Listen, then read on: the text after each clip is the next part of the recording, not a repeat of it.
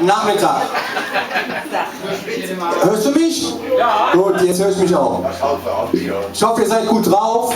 Bleibst du so lange da? Ja. Gut.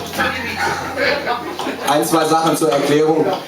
Wenn sich der eine oder andere fragt, warum wir sitzen, das hat natürlich unheimlich was mit Bequemlichkeit zu tun. Auf der anderen Seite wollten wir aber auch nicht, dass der Kollege Reins immer zu uns hochschauen muss. Und wir wollten aber auch mit euch auf Augenhöhe sitzen. Deswegen haben wir uns hingesetzt. Wir fangen einfach an und danach kommen wir peu à peu in die Runde rein. Ja? Okay? Jo. Ich wünsche euch viel Spaß.